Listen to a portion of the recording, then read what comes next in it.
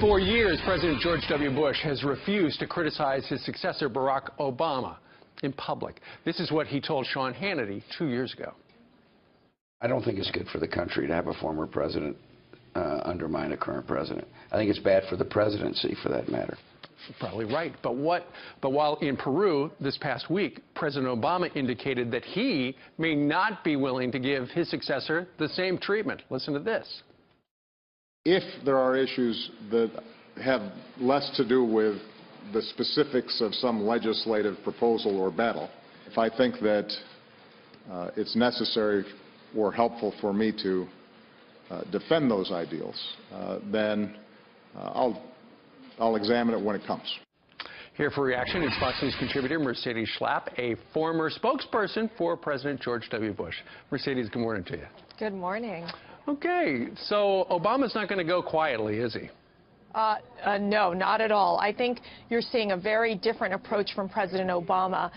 Clearly, he obviously sees his legacy being threatened, and he's made it very clear. He spoke to liberal groups on a call, basically saying that he's not going to be restrained, that when he will become a private citizen, he will be a vocal ex-president. And that, I have to tell you, Steve, is very different than what you saw with President Bush. President George Bush made a decision to focus on his foundation, focus on his library, as well as painting lots of oil paintings. That's right. Mercedes, here's the thing. George W. Bush has done what a lot of presidents have done. I can't remember the last president who went out of office and then started bellyaching about the guy who now has the keys to Camp David.